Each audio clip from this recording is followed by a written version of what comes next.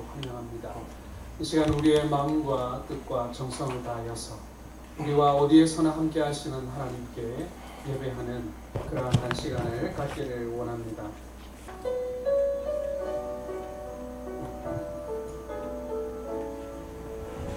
감사드립니다. 지난 한 주간 동안에도 가정과 직장에서 주님 앞에 너무나 부족했던 저희들을 용서해 주시고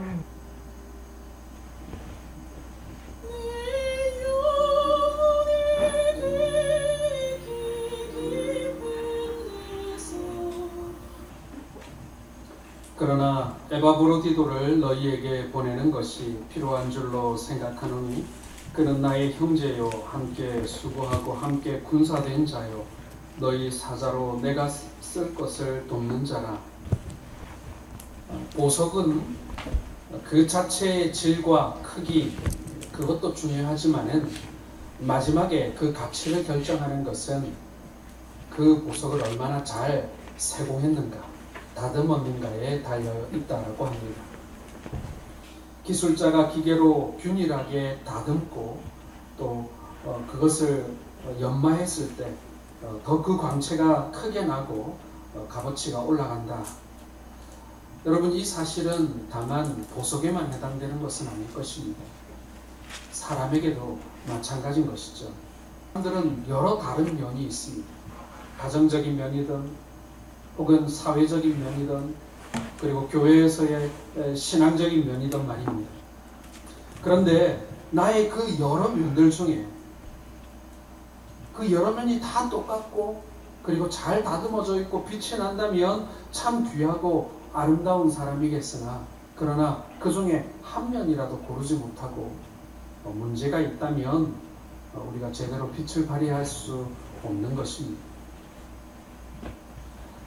이렇게 말씀을 준비하면서 저도 저의 여러 삶의 모습을 생각해 보면서 나는 나의 삶의 모습이 다 고르고 잘 다듬어져 있는가를 다시 되돌아보게 되는 그런 시간이었습니다. 제가 아는 한 분은 교계에 꾀턱망이 있는 분이었습니다. 사회적으로는 공직자였고 교회에서도 그리고 여러 기관에서도 중요한 자리에서 봉사하고 계신 분입니다.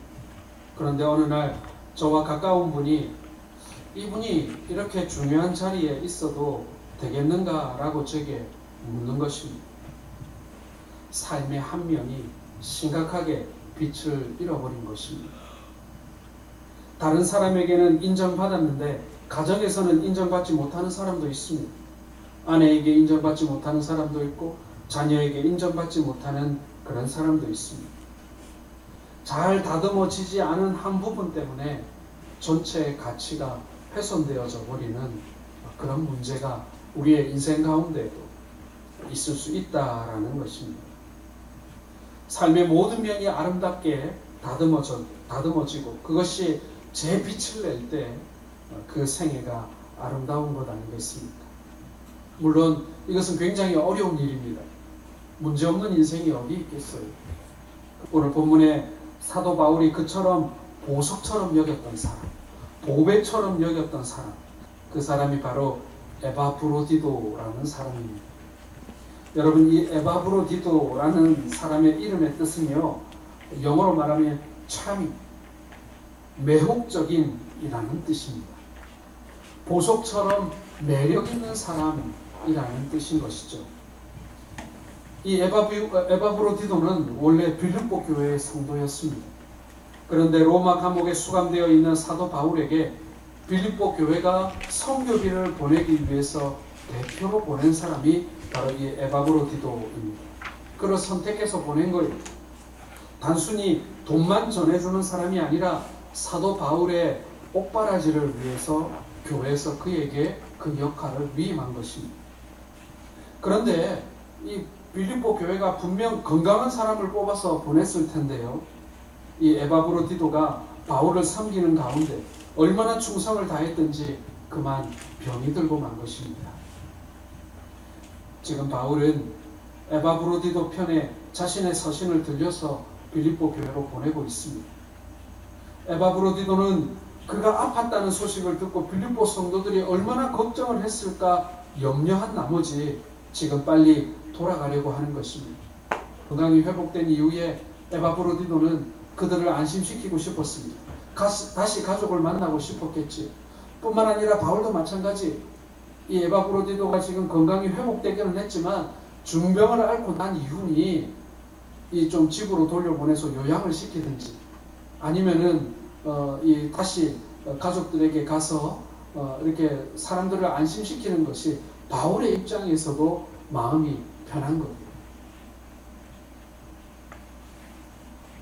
자, 지금 이 에바브로디도가 이러한 상황을 경험했습니다.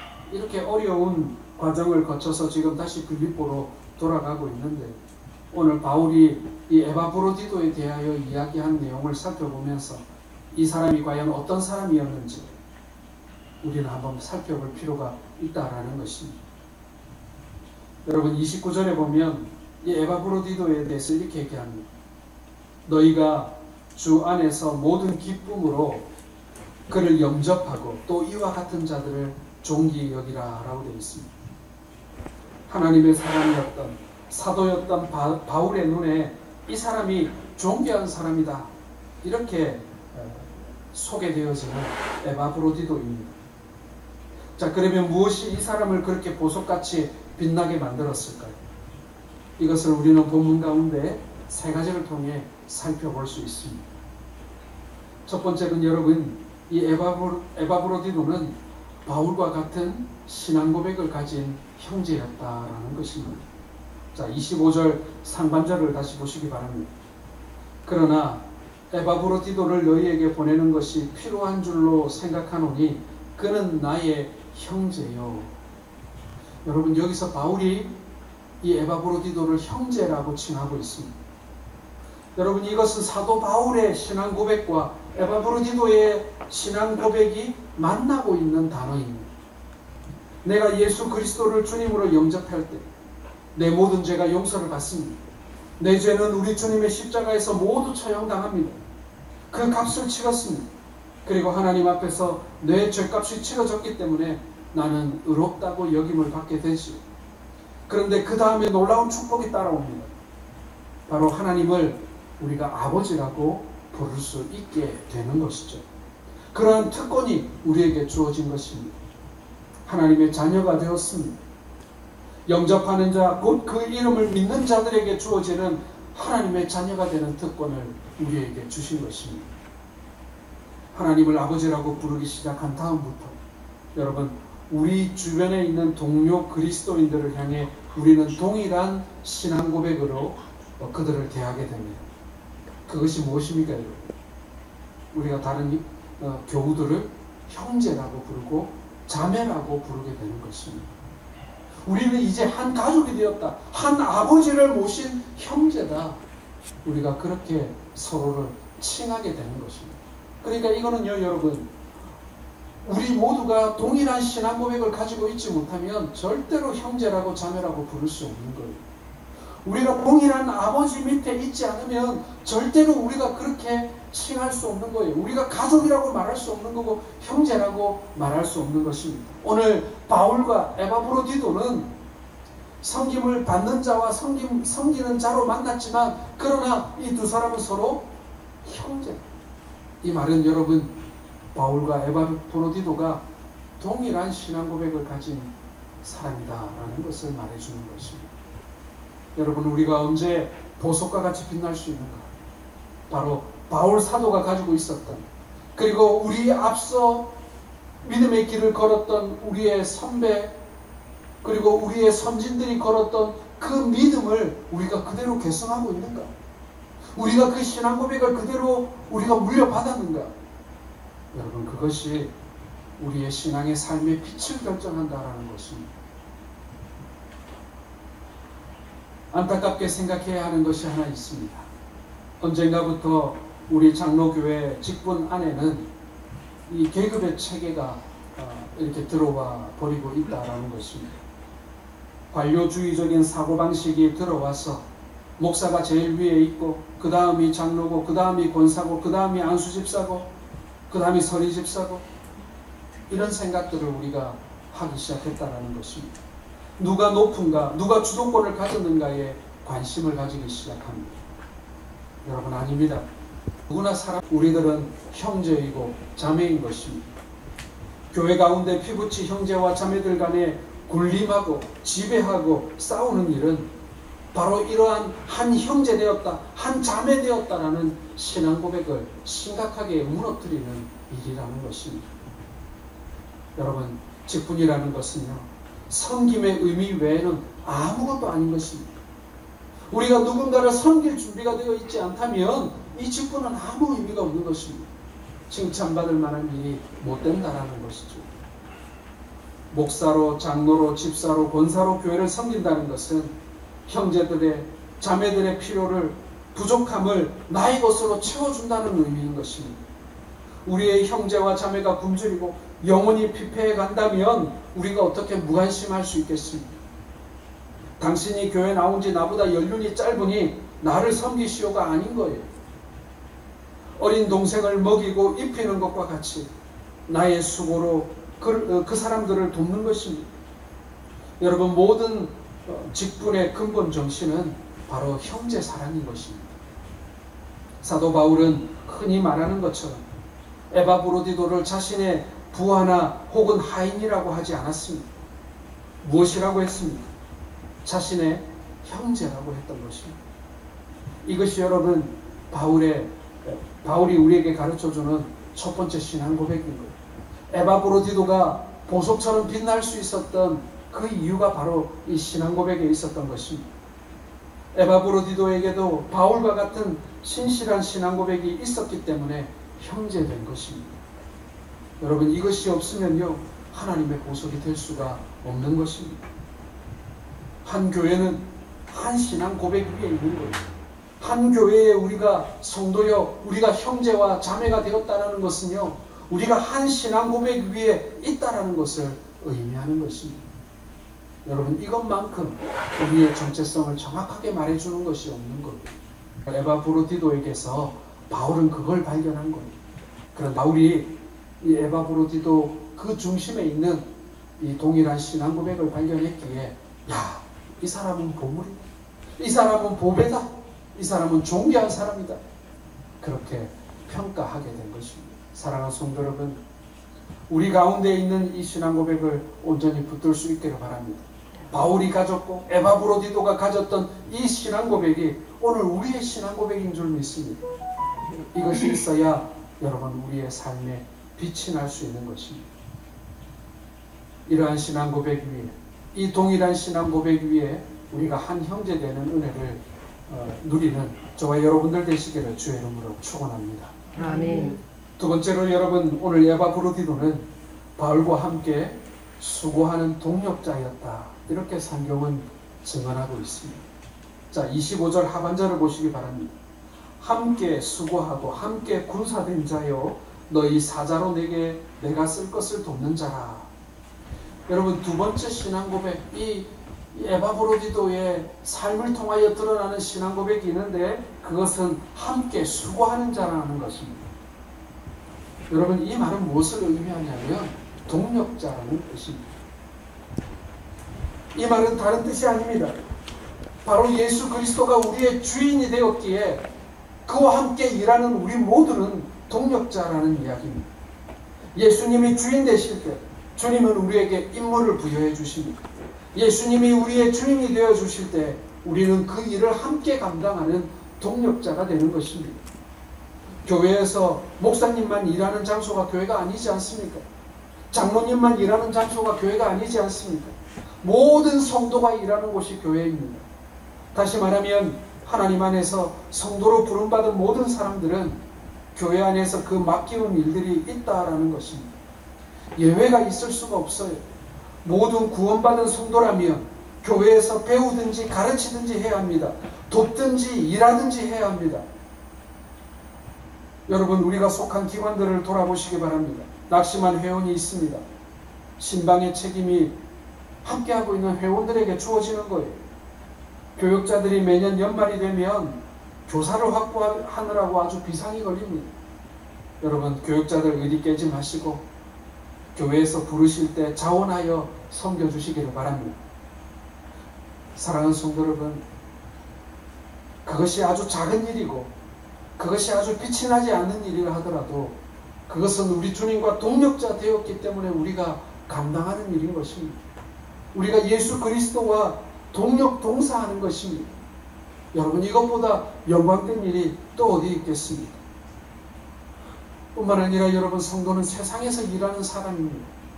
나의 생계를 위한 일뿐만 아니라 세상에 하나님의 복음을 전하는 일, 세상의 어두운 부분을 그리스도의 이름으로 고치고 밝히는 일, 복을 준수하는 일, 불우한 사람들을 돕는 모든 일들이 여러분, 우리가 그리스도의 이름으로 할 수 있는 일인 것입니다.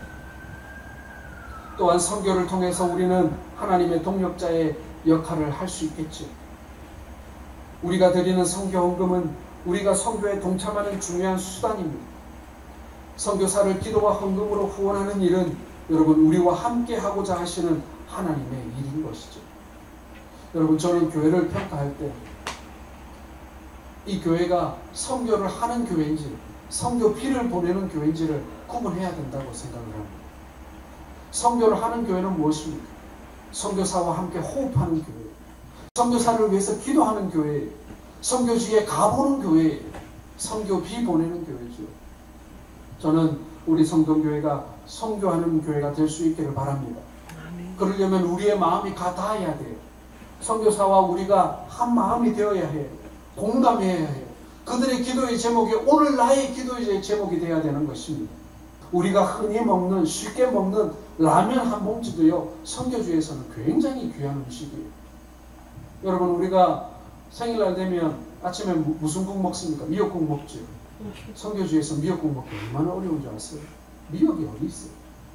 선교사들이요, 선물을 보내면요, 보내온 라면, 과자, 그리고 한국에서 쉽게 구할 수 있는 화장품, 이런 필요한 것들을 쭉 널어놓고요, 옆에 있는 다른 선교사들에게 자랑해요.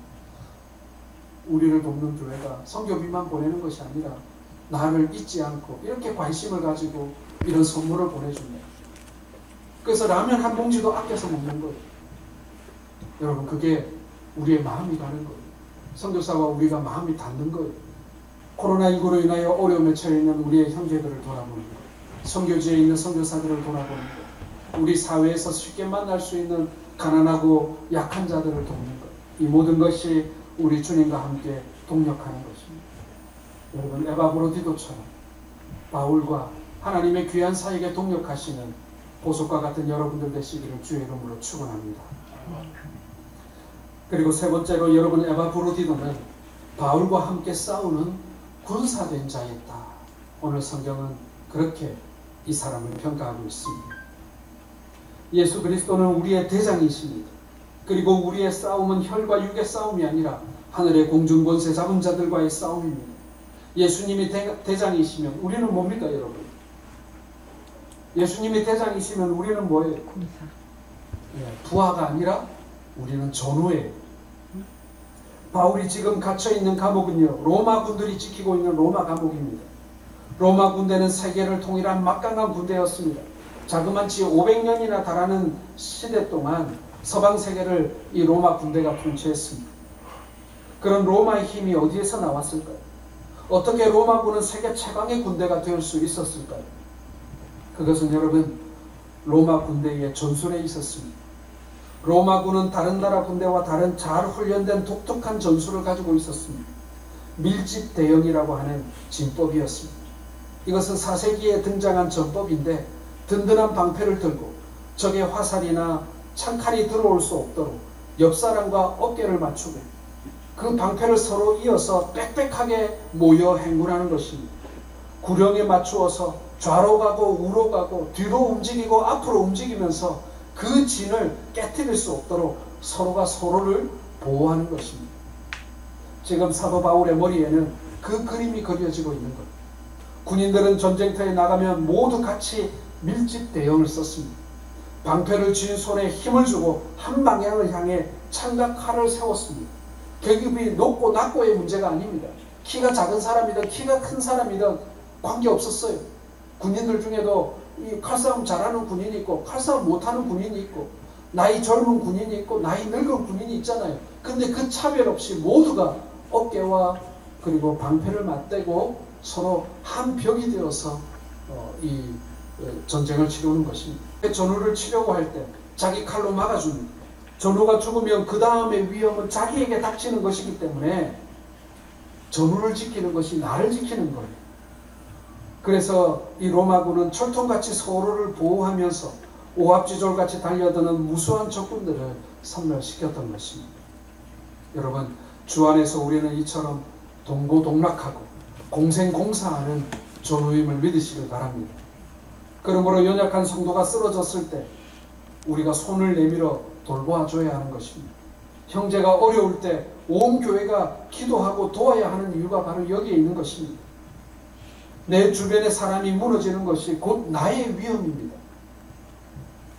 에바브로디도는 바울과 함께 싸우는 전우였습니다. 자신의 곁을 맡아 책임져 주는 전우. 그래서 바울은 에바브로디도에게 자신의 생명까지도 의탁할 수 있는 형제요 전우라고 지칭하고 있는 것입니다. 내 주변 사람들이 건강하면 나도 건강할 수 있고요. 내 주변 사람들이 병들면 나도 병드는 거예요. 그래서 주변 사람들을 돕는 것이 곧 나를 돕는 것이고 내가 잘 되는 길이라는 것입니다. 이것이 사회학자들이 말하는 거예요.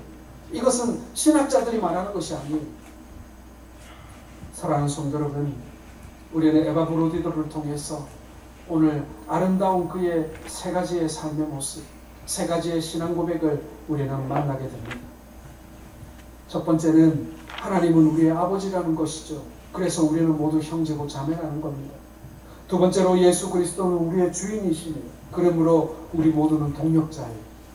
그리고 마지막 세 번째로 예수 그리스도가 우리의 대장 되십니다. 대장 되신 예수님 앞에 우리 모두는 전우라는 사실을 잊어서는 안 되는 것입니다. 그리고 바울은 그 에바브로디도에게 이 신앙 고백을 보았기 때문에 이 모든 신앙 고백이 잘 다듬어져 있는 보석과 같은 사람이라고 이 사람을 칭하고 있는 것입니다. 사랑하는 성도 여러분, 그러므로 섬김과 헌신만이 교회를 건강하게 세울 수 있음을 여러분 기억하시기 바랍니다. 에바브로디도와 같이 섬기는 사람이 많아질 때 그 교회는 아름다운 교회며 건강한 교회가 되는 것입니다. 건강한 신앙생활을 하는 건강한 신앙인이 많은 교회가 건강한 교회인 거예요. 이러한 신앙 고백 그리고 이러한 건강한 신앙인은 섬김과 헌신을 통하여 교회에서 함께 세워져 갑니다. 이렇게 생각하기 쉽습니다. 우리는 전우인데 대장은 내가 하면 안 될까? 너는 쫄병해라. 또 우리가 형제 자매라면 내가 형님 할게. 너는 아우 해라. 여러분 그렇게 할 수 있습니다. 그런데 여러분 이것이 아니라는 거예요. 섬김과 헌신이 우리의 기본적인 자세입니다. 30절에 이렇게 얘기합니다. 그가 그리스도의 일을 위해서 죽기에 이르러도 자기 목숨을 돌보지 아니한 것은 나를 섬기는 너희의 일에 부족함을 채우려 함이니라. 바울이 위대한 사도로 그 사명을 다할 수 있었던 것은요, 이 에바브로디도와 같은 사람이, 이 사람이 바울의 섬김과 헌신의 부족함을 채워줬기 때문에, 이러한 동력자가 그의 부족함을 메꾸어 줬기 때문에 위대한 사도가 될 수 있었다라는 것입니다. 이 섬김과 헌신이 예수 그리스도의 마음입니다. 예수 그리스도의 마음은 어떤 마음입니까? 나는 섬김을 받으러 온 것이 아니요 섬기는 자로 너희에게 왔다라고 하셨지 않습니까? 그는 죽을 정도로 자신을 돌보지 않았고 사도 바울을 위해 하나님 나라에 헌신된 하나님의 사람이었습니다. 형제의 마음을 얻기 위해 자신의 것을 나누어 줄 수 있어야 합니다. 나의 시간을 투자해야 합니다. 나의 물질을 쏟아야 합니다. 주일학교에서 부흥하는 반을 보면요, 교사가 시간과 물질을 아끼지 않고 쏟는 반입니다. 대가를 치르지 않고 횡재하는 일은 없습니다. 은혜로 하는 것이지 내가 무엇을 가지고 바치는 것이 무슨 공로가 있겠습니까? 이렇게 말하는 분들이 많아요. 그러나 여러분, 대가를 치르지 않는 헌신은요, 거짓이기 쉽습니다. 대가가 없는 섬김은요, 거짓이기 쉽습니다. 위선일 가능성이 아주 높습니다. 오늘 에바브로디도는 성경에 큰 이름을 남긴 것이 아닙니다.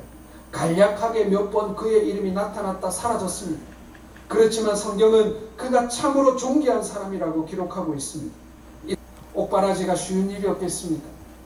빛나는 일이었겠습니까? 높은 직분이 있어야 할 수 있는 일이었겠습니까?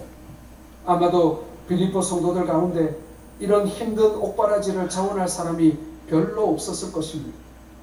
사서 고생하기 싫으니까 내가 그냥 헌금을 할게. 내가 직접 가는 건 어렵고, 아마 이런 사람이 대다수였을 거예요. 에바브로디도는 그런 사람들의 초청으로 등 떠밀려 대신 왔는지도 모르겠습니다. 그의 이름 앞에 유력한 자라는 혹은 목사나 장로라는 이름이 붙어 있지 않았지만 그는 역사상 가장 위대한 선교사요 목사요 사도였던 바울에게 존귀한 자라는 이름을 얻었던 것입니다.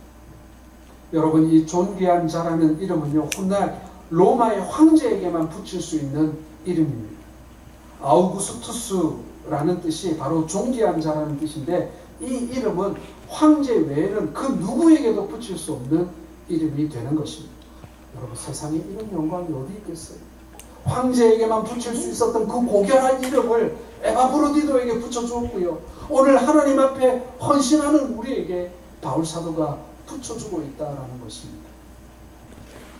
사랑하는 성도 여러분, 하나님께서는 우리를 참으로 매력적인 사람이라고 우리를 불러주실 것입니다. 우리에게 형제 자매로서의 삶, 동력자로서의 삶, 함께 군사된 자로서의 삶이 아름답고 귀하게 펼쳐지는 보석 같은 생애를 살아가시는 우리 모든 성도들 되시기를 주의 이름으로 축원합니다. 아멘. 기도하겠습니다.